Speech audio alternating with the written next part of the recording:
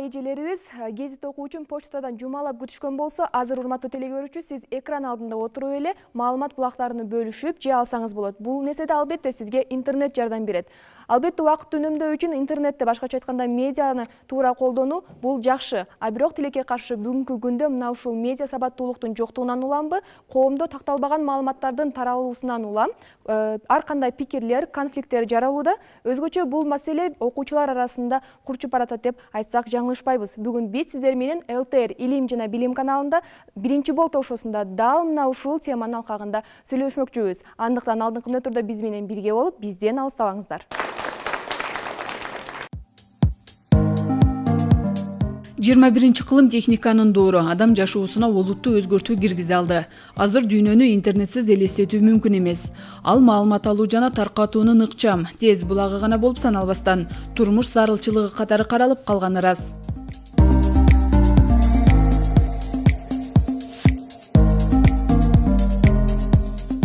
Интернет булактарына жарыяланган маалыматтар өтө тездик менен тарайт жана ар бир интернет колдонуучу өз маалыматы менен каалагандай бөлүшүүгө мүмкүнчүлүгү бар.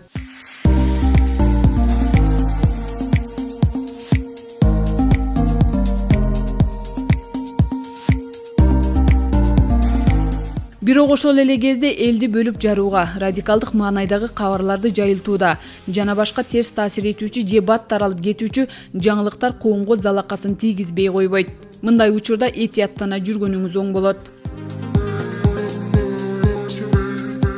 Интернеттеги маалыматтардын пайдалуусун жана чындыкка жакын маалыматтарды кабыл алуу бардык колдонуучулар биле беришпейт. Чындыкка кошпогон мындай маалыматтар өзгөчө өспүрүмдөрдүн, жалпы эле жаштардын психологиясына өтө чоң терс таасирин тийгизерин адистер эскертет. Анткени ар кайсы булактарда балдарды жеңил жашоого үндөгөн тамеки, алкоголдук ичимдиктер, зордук зомбулук тууралуу маалыматтар такай жарыяланып турат.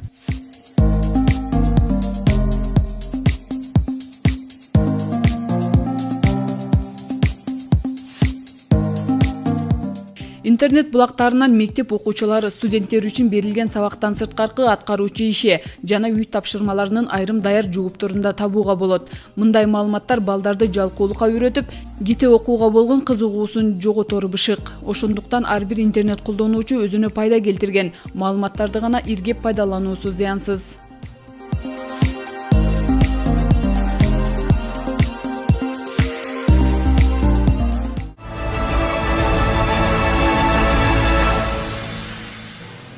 Урматтуу телекөрүүчүлөр, аудитория, алгач эле көрсөтүүбүздү баштаардан мурда биздин студиябызга келген эксперттер менен таанышып алсак, андан соң маегибизди алга карай улантабыз. Шаарыбыздагы 27-чи орто мектептин информатика мугалими Мирлан Нарматалиев агай. Олимп мектеп гимназиясынын информатика мугалими Нулифар Маликова.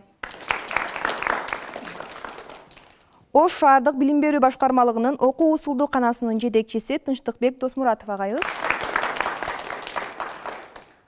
Жана ошондой эле номер 5-чи Жомарт Бөкөнбаев атындагы мектеп гимназиясынын информатика мугалими Элизада Кочкорбай кызы.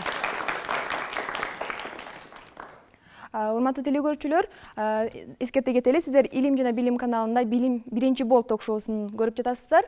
Алгач эле агай эжекелер, сиздерге мына ушундай суроо менен кайрылгым келип турат. Бүгүнкү мына ушул заманда 21 кылымда интернет, башкача айтканда медиа, социалдык тармактар аябагандай өнүгүп, дээрлик ушул кичинекей балдардан баштап улуу муундарга чейин активдүү колдонуп келишет да. Бирок мына ушул мектептерде ушул заман талабына жараша окуучулардын медиа сабаттуулугун арттыруу үчүн кандай иш-чараларды алып барасыздар, же болбосо кандай тартиптер киргизилген? Агай, сиз айтып өтсөңүз. Саламатсыздарбы?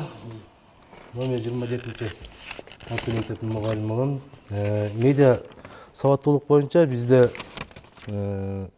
ачык сааттар каралган.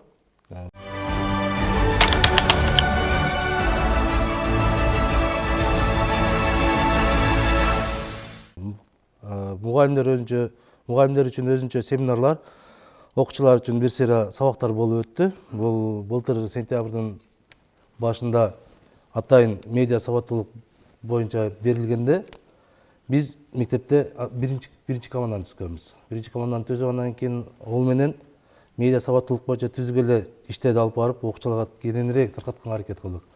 Кудай кааласа быйыл жаңы жылдан баштап экинчи команданы түзүп ошолор боюнча иш алып баратабыз азыр.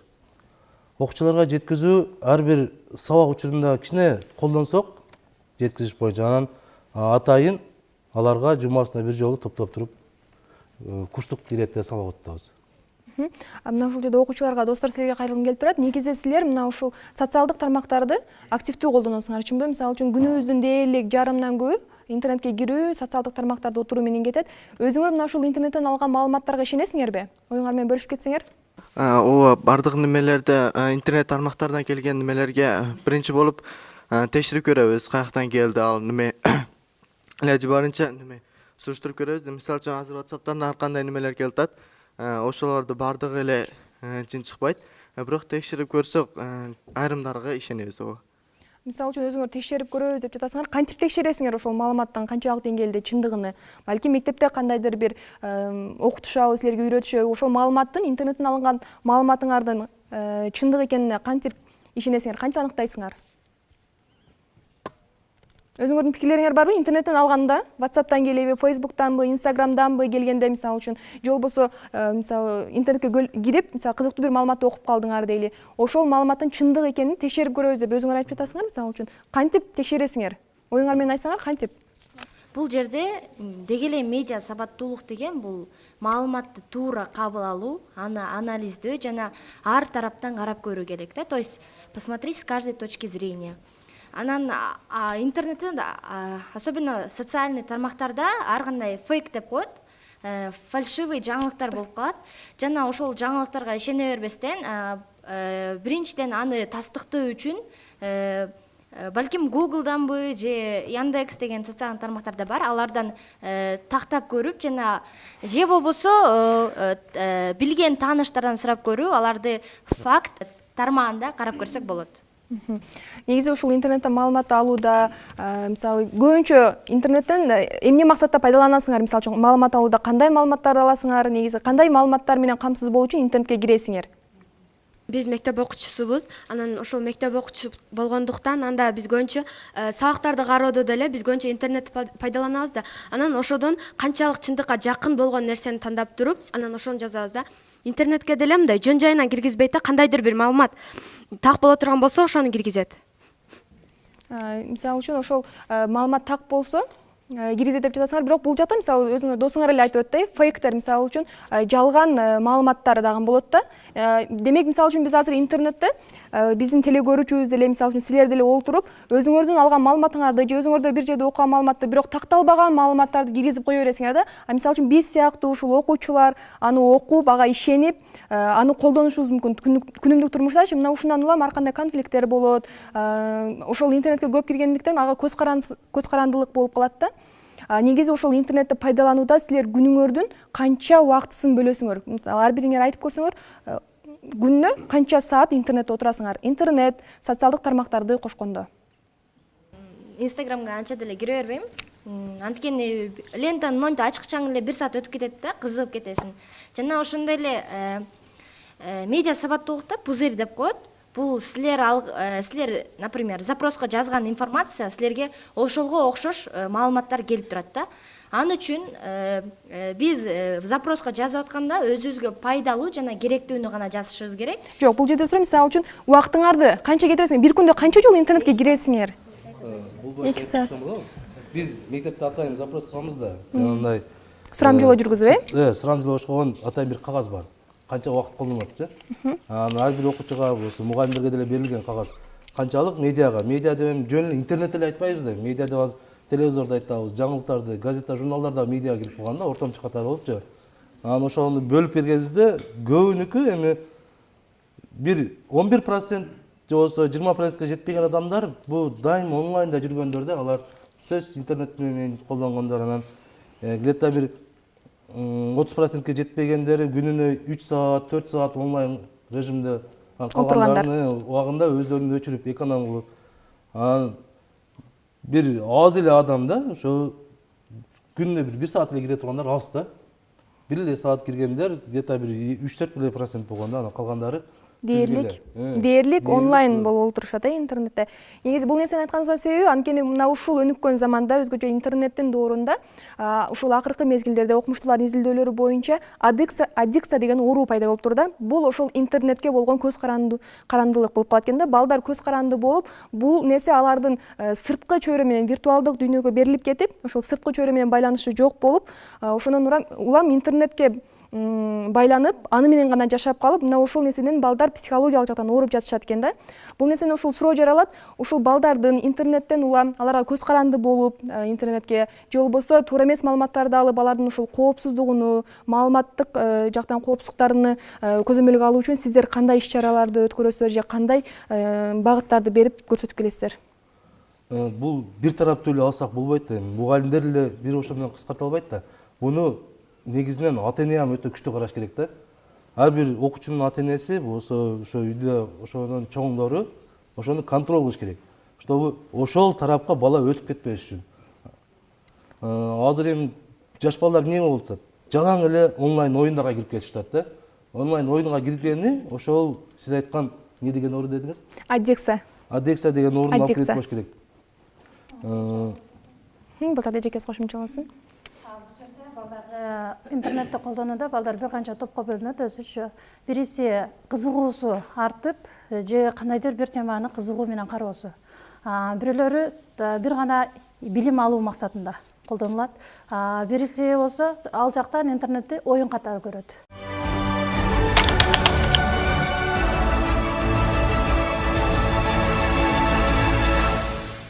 Ал жактан мындай айтканда оюндарга гана кирет дегенди билдирет.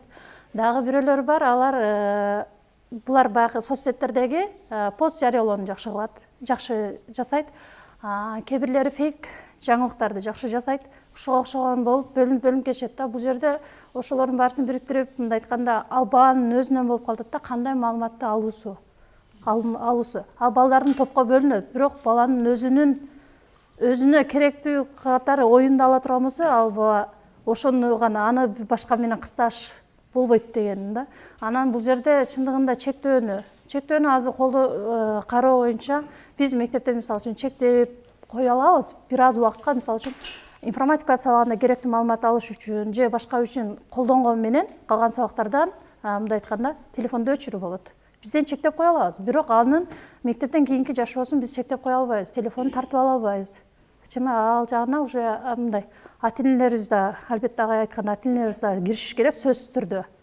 Кечинде дагы чектеп, эс алууга дагы бир аз. Биздин ата-энебиз бар экен. Эжеке, ошо ата-эне катары өзүңүздүн пикириңизди айтып өтсөңүз. Эми бул темаңар аябай жакты. Муну уюштурган кимге болсо да рахмат. Себеби акыркы мезгилдерде балдар каяктарга кетип жатат. Интернет клубтарында ата-энелер, соцпедагог, класс жетекчи текшере берип чарчайбыз. Кээде ошол клубта да жатып калган фактылар бар. Ошону жоюш үчүн баягы баланы, бул биринчи эле жагы, ушундай нерселерге катыштырып, балдардын психологиясын өзгөртүп, сезимин агартып, мындай караганда, бул жагынан деле бул кызым айтканда илим алып, бул багытка кетсем болот экен деген пикирлерди жаратыш керек. Экинчиден, баланын ден соолугуна аябай зыян. Азыр билесиңерби, бүт эле ушуга түшүп кетип, телефондор балдардын кабыл алуусун да начарлатат, убактысын да алат, ата-энеге болгон мээримдүүлүк психологиясын да жоготот. Ошондуктан мен ушул жерде айтар нерсем, бул берүүңөргө көбүрөөк ата-энелерди катыштырыш керек. Рас мугалимдер берди сабагын, үйрөттү, сабаттуу кылды, кайсы кантип сүйлөшүштү үйрөтүп койду. Үйгө барганда ата-энечи аны бир контролдоп койбой, эртеден кечке ушул жерде отуруп калса, анда баланын ден соолугу эмне болот? Ушуга көп кирип кеткен бала биринчиден оорукчан болот, экинчиден сабактан начар болот, үчүнчүдөн башка коом менен аралашпай эле өзүнчө жан дүйнө менен жашап калат. Мындай окуучуну да көргөнбүз. Жашоодо жашай берсең көптү көрөт экенбиз. Ошондуктан мындай окуучулардан сактаныш үчүн кичине этият кылып, мындай нерсени көбүрөөк уюштургула, ийгилик каалайм. Мына үстүбүздөгү жылды региондорду өнүктүрүү, санааттештирүү жылы деп белгиленди, жарыяланды. Анан эми барган сайын алдыга өнүгүүлөр болуп туруш керек, өсүүлөр. Азыр эми заман талабы ошондой. баягы философияда деле өзүнүн категориялары бар го, карама каршысы өнүгүү болбойт деп. Ар бир нерсенин ак анан кара жактары бар да. Азыр мына медиа сабаттуулук боюнча дагы интернеттерди пайдаланууда балдар мундагы баягы сабактардан изденип, жаңы методдор менен, жаңыча изденүү менен бул жакшы жактар бар. Анан кээ бир деле балдар бар дейм, тетири нерселерди, тескери нерселерди көрүп, коомго терс таасирлерди мындай пайдаланса болот деген тетири түшүнүккө кетип калган балдар да болот да. Ошон үчүн бул жерде биз баягы өзүбүздүн укугубузду жакшы билип кеттик дагы милдетибизди билбей калып атабыз да. Биз кээде балдарды мугалимдерден күнөө издейбиз. Биз ар бир баланы үйдөн жакшы тарбиялашыбыз керек, биринчи очередь ата-эне. Анан ошол келген балдарды дагы үйдө контролдоп, бош убакытка калтырбай, сабактарын окугандан кийин интернетке деле ошо кирсе 1 саат, 2 саат ошо керектүү материалдарын алып, андан сырткары спорт жана башка нерселер менен да тарбиялашыбыз керек да. Рахмат агай чоң. Мына ушул жерде биз эжеке үйүз агай айтып өткөндөй, балдардын медиа сабаттуулугун өстүрүү үчүн бир гана мугалимдин же болбосо ата-эненин аракети жетишсиз. Мисалы үчүн буга баарыбыз биргеликте аракет кылышыбыз керек экен да. Тынчтык агай айтып өтсөңүз, ушул билим башкармалыгы тарабынан ушул балдардын, өспүрүмдөрдүн медиа сабаттуулугун өстүрүү боюнча кандайдыр бир иш-чаралар, долбоорлор балким иштетилип жаткандыр. Балким мектепке кандайдыр бир кошумчаларды киргизүү иштери болуп жатат. Ушул боюнча айтып өтсөңүз оюңузду. Рахмат. Биз бул боюнча эми негизи бул медиа сабаттуулуктан мурда биз 2-3 жыл мурда мобилдик сабаттуулук, анан компьютердик сабаттуулук боюнча деле толтура бир иш-чараларыбыз болуп келген.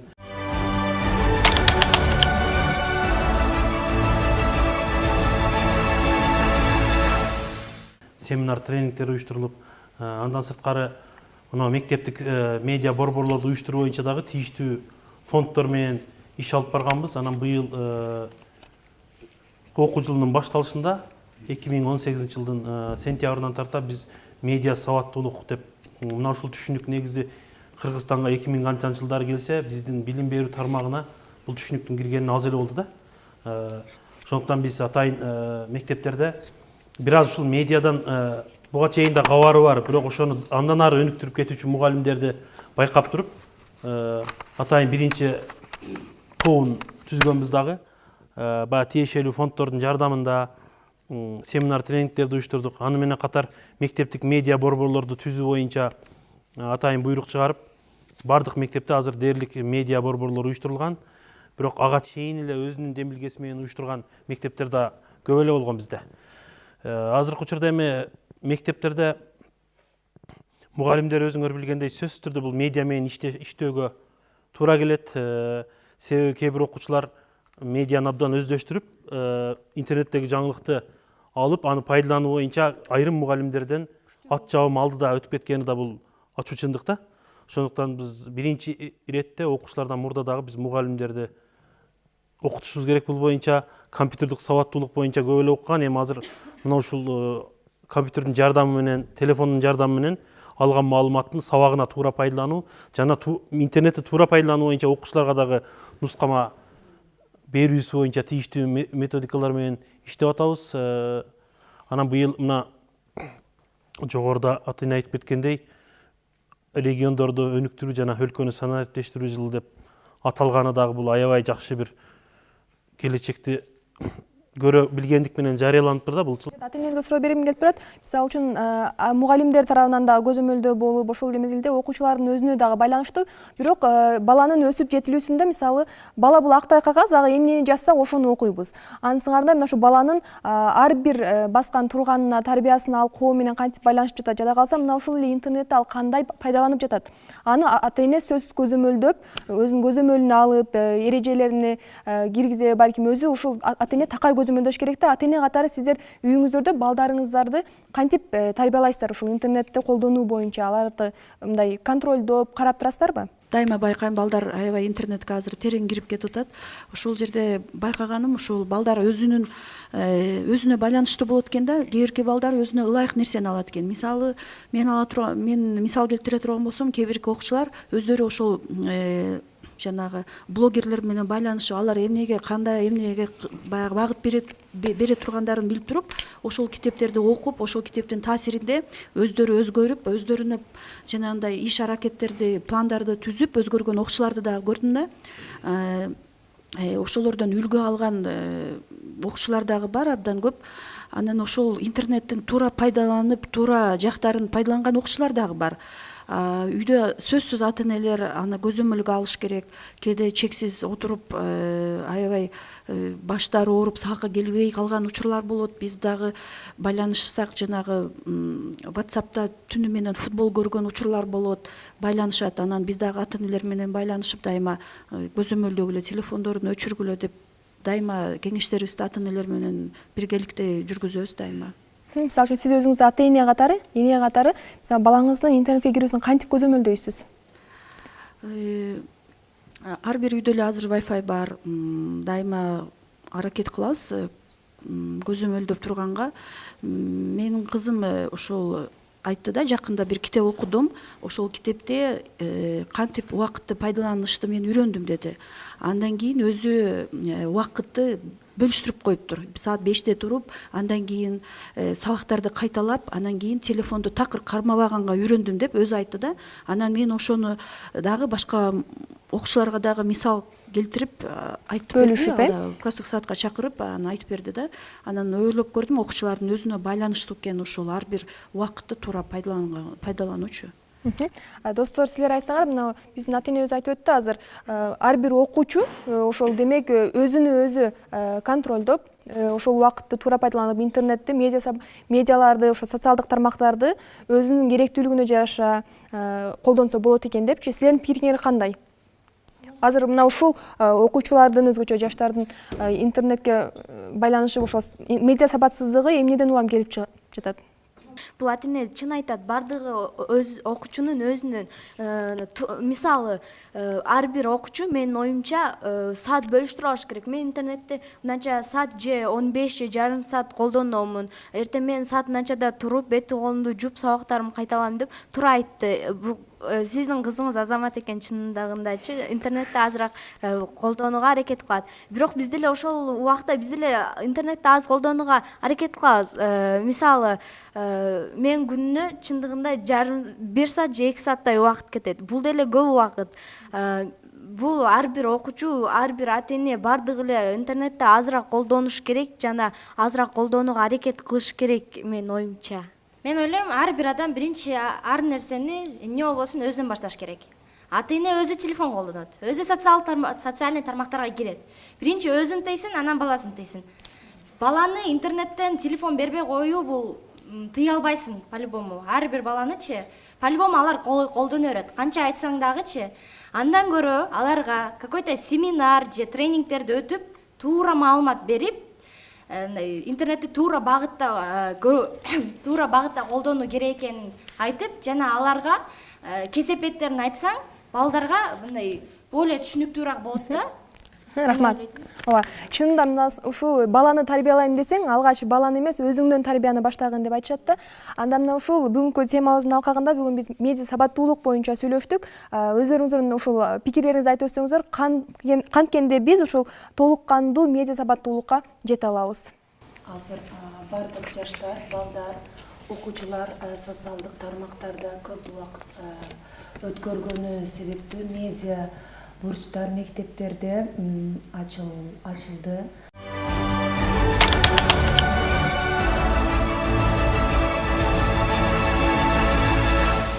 Сентябрь айынан баштап биз бир канча иш чаралар өткөрдүк, семинарлар өткөрдүк. Ошо бардык проблемаларды, бардык көйгөйлөрдү, мектепте болуп жаткан иш чараларды бардыгын ошо медиа бурчтарда көрсөтүп, бардык информация, керектүү информацияларды ата энелерге, окуучуларга жеткиришти билсек, ошо медиа сабаттуулукка өз немебизди кошкон болобуз, салымыбызды кошкон болобуз.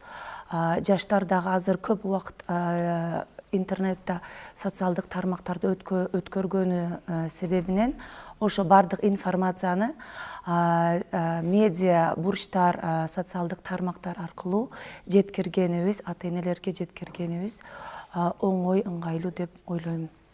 Рахмат чоң. Агайсыз айтып өтсөңүз, канткенде медиа сабаттуулукту толук кандуу өркүндөтүп окуучуларга жеткире алабыз? Биринчи очередь балдарга биринчи орунда жана алыш керек да.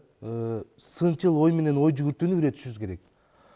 Кандай маалымат албасын, не окубасын, оны өзүнүн башында бир сыйра круг кылып, айландырып көрө турганды үйрөтүшүбүз керек да. Мындай кылып ойлонуп көр, бул жол менен карап көр.